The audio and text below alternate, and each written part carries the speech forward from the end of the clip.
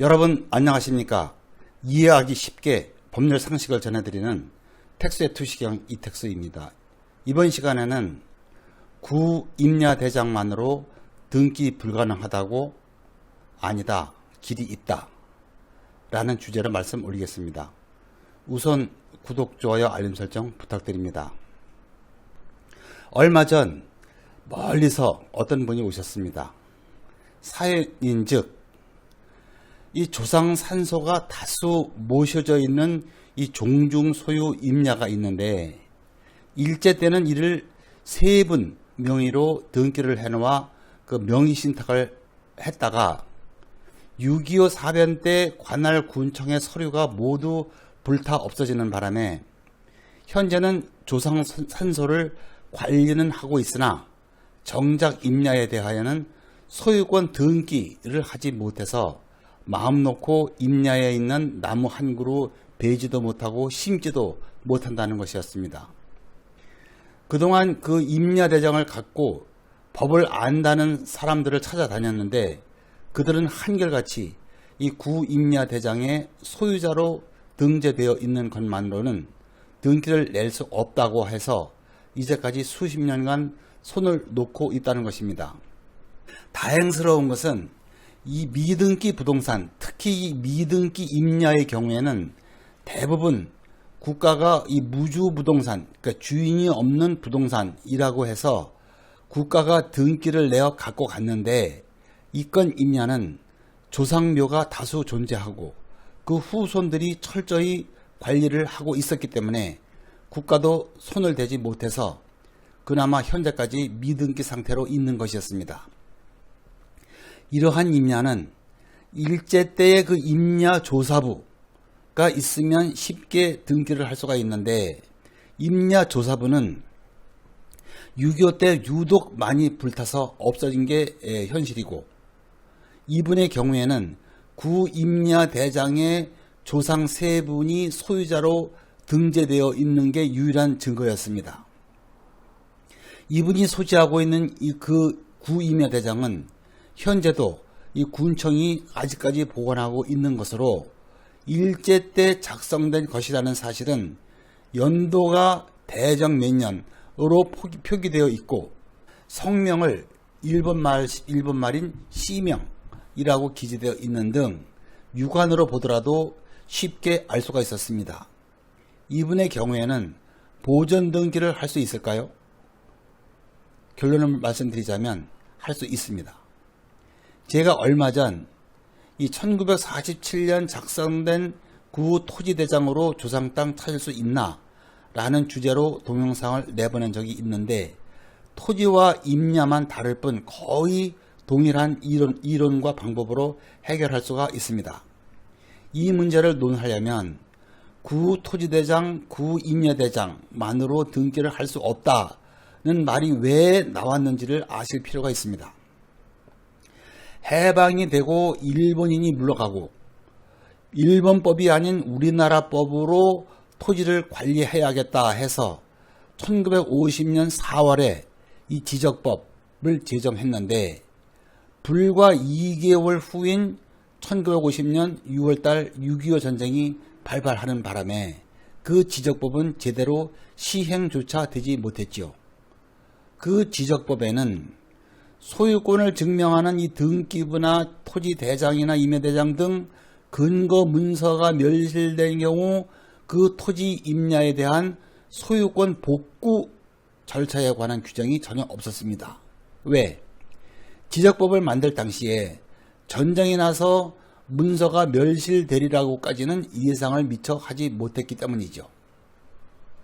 6.25가 끝나고 22년이 지난 1975년 12월 31일에서야 비로소 지적법을 개정하여 소유권 복구 절차에 관한 규정을 두게 됐습니다. 그렇지만 그 22년 동안 국가에서는 전쟁 후 극도로 어려운 시기에 이 세금을 거둬들이기 위해서 토지대장과 임야대장에 소유자라고 주장하는 사람들을 그 소유자로 등재한 다음에 그들로부터 세금을 거두어 드렸습니다. 그렇기 때문에 6.25 이후 1975년 12월 31일 이전 그 사이에 작성된 토지대장과 임야대장은 모두 법령의 근거가 없이 작성된 것이고 거기에 소유자로 등재되어 있더라도 그 소유자를 진실된 소유자로 볼 수가 없어서 이를 근거로 소유권 등기를 할 수 없다는 것이 우리 대법원의 입장이었습니다. 이와 같은 역사가 있기 때문에 이 구토지대장, 구임야대장만으로 소유권을 되찾을 수 없다는 말이 퍼지게 된 것입니다. 그런데 임야대장 중에는 해방 전 일제강점기 때 작성된 것이 있는데 그 임야대장도 구임야대장이라고 부르기는 하지만 전혀 성격이 다릅니다. 일제강점기 당시 조선 총독부령에 근거하여 1914년 4월 25일 구토지대장 규칙이 제정이 되고 이를 준용하여 1920년 8월 23일 구임야대장 규칙을 제정했습니다. 그 임야대장 규칙에 근거하여 작성된 그 구임야대장의 소유자로 등재되어 있으면 이는 적법한 법적 근거에 기하여 등재된 것이기 때문에 소유자로 인정되어야 한다는 것이 대법원의 확고한 입장입니다. 대표적으로 하나를 소개하자면 대법원 93-28638 판결은 이렇게 했습니다. 구임야대장 규칙 1920년 8월 23일 조선 총독부령 제113호에 의하여 준용되는 구토지대장 규칙 1914년 4월 25일 조선 총독부령 제45호 제2조에 의하면 소유권의 이전은 등기 공무원의 통지가 없으면 토지대장에 등록할 수가 없고 당시 임야대장에 소유권을 양수 취득한 것으로 등재된 자는 원칙적으로는 소유권 이전 등기를 받아 소유하였던 자라고 추정할 수가 있다라고 판결을 했고 2006년도까지도 동일한 취지로 판결한 예가 있습니다. 해방 전은 물론이고 해방되면서 일본인이 쫓겨가고 난 이후에도 아직 우리나라 법이 제정되어 지적 업무를 정식으로 승계하기 이전에는 종전의 법을 따를 수밖에 없고 1945년 해방 후 1950년 6월 25일 이전 그 5년 동안의 임야대장도 역시 당시에는 조선 총독부가 만든 법이기는 하지만은 임야대장 규칙이라는 적법한 법적 근거에 의하여 작성된 것임은 사실이기 때문에 권리 추정력이 있고 이는 조상 땅을 찾는 데 매우 유력한 증거가 됩니다.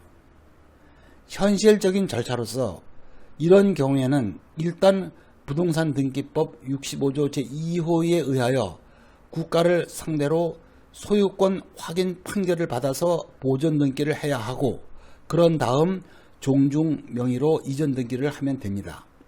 소유권 확인 판결은 과거 소유자로 등재되었던 그 세 분의 상속인들 전부가 원고가 되어 소송을 제기하여야 하는데 그 상속인들의 숫자가 여러 명이고 또 소유권 확인 판결까지 받아야 해서 여러 가지로 번거롭기는 하지만은 소유권을 찾을 수 있다면 그게 문제가 아니죠.